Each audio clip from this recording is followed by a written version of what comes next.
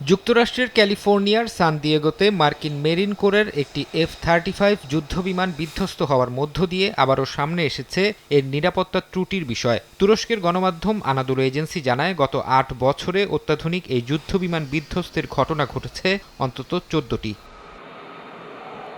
১৯৯৫ সালে joint strike fighter প্রোগ্রামের অধীনে লকহিড মার্টিন এই বিশেষ ফাইটার জেট তৈরির কাজ শুরু করে। তবে ২০১৮ সালে পূর্ণাঙ্গ উৎপাদনে যাওয়ার আগেই প্রথমবারের মতো এটি দুর্ঘটনার মুখে পড়ে। এরপর থেকে গত ৮ বছরে আলাস্কা, নেভাডা, নিউ মেক্সিকো ও সাউথ ক্যারোলাইনা সহ যুক্তরাষ্ট্রের সামরিক ঘাঁটিগুলোতে একের পর এক F-35 বিধ্বস্ত হতে দেখা যায়।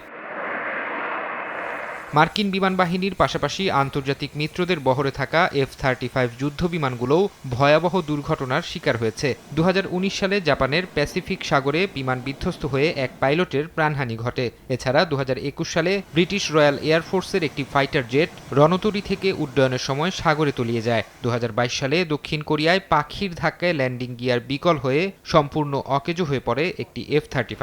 AKS অর্জন করল গিনেস ওয়ার্ল্ড রেকর্ডস। AKS বিভিন্ন দুর্ঘটনার তদন্ত প্রতিবেদনে এই যুদ্ধবিমানের মারাত্মক কিছু কারিগরি ত্রুটির বিষয় উঠে এসেছে। হিমাঙ্কে ল্যান্ডিং গিয়ারের হাইড্রোলিক ফ্লুইড জমে যাওয়া, এয়ার ডাটা সিস্টেমের ত্রুটি, ইঞ্জিনের ফুয়েল টিউব ফেটে যাওয়া এবং অটো পাইলট ব্যবস্থার গোলযোগের মতো সমস্যাগুলো ধরা পড়ে এসব প্রতিবেদনে। এসব কারণে অত্যাধুনিক এই যুদ্ধবিমানের স্থায়িত্ব ও কার্যকারিতা বড় ধরনের চ্যালেঞ্জের মুখে পড়েছে বলে মনে করছেন বিশ্লেষকরা। ফারহাদ চৌধুরী, সময় সংবাদ।